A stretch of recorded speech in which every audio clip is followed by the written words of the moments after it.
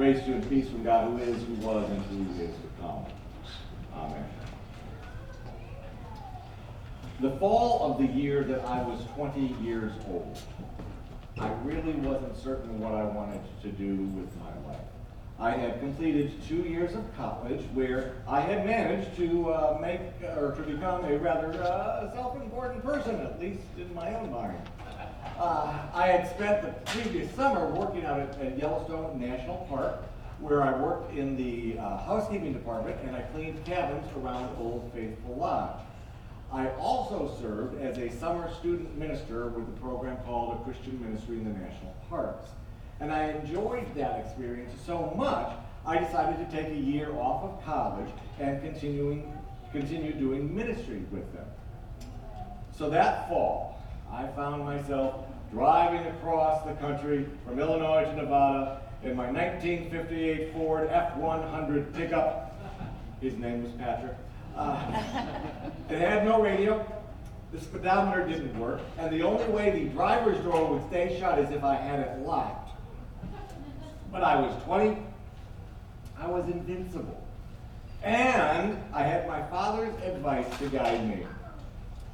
Don't do anything stupid, like getting married. Which, looking back on it as a father myself now, I think is rather sound advice to give to a 20-year-old unemployed college dropout. I knew I had time. All I had to do was go wherever the road was going to lead me. I didn't have a plan, I didn't need a plan. So what if I didn't have my life mapped out? I knew what I was doing.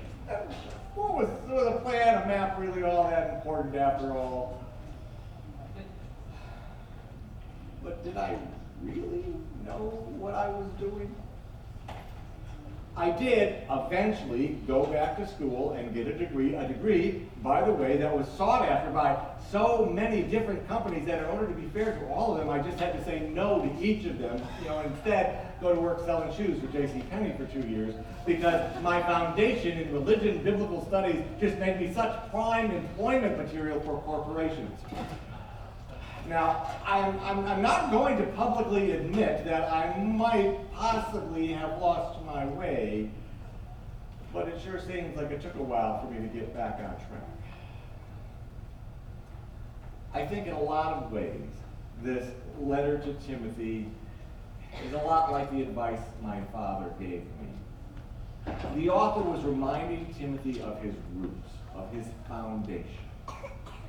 The author was encouraging Timothy to remember what his mother and his grandmother both had taught him. That's what is meant when we read in verse 14, "As for you, continue in what you have learned and firmly believed, knowing from whom you learned it." He learned it from family. I think that's what this letter to Timothy deals with. It's a verbal and spiritual reminder of his foundation to help show him the way of the cross, in order to prompt him of whose he is and of what he is called to be.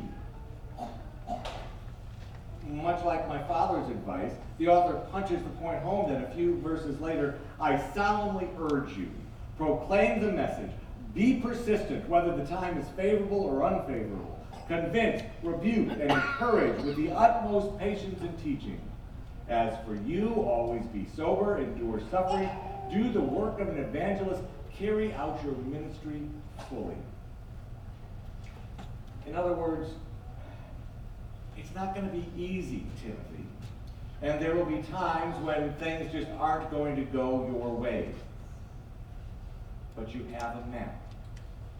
Keep going. You'll get through because you already know the way.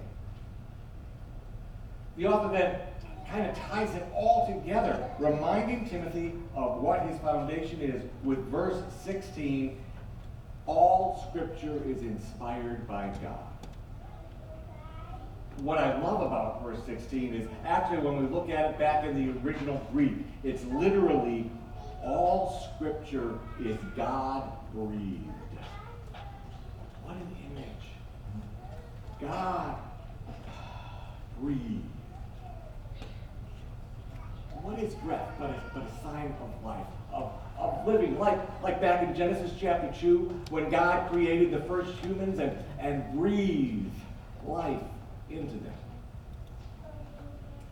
God is inside of us. Scripture is living, breathing inside each of us.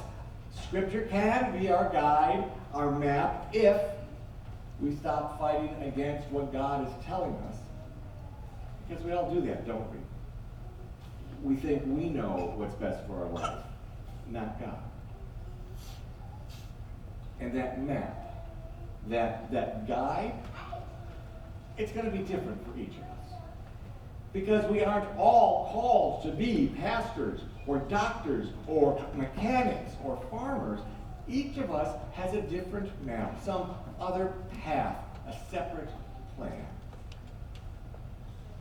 Yet all of us are called, by virtue of our baptism,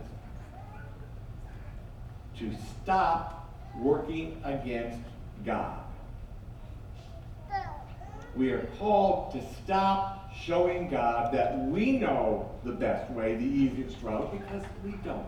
Not really. Now, do you remember last week? Remember what I asked you? How do we receive God's mercy? One of the ways that I think we do that is that we follow God's map.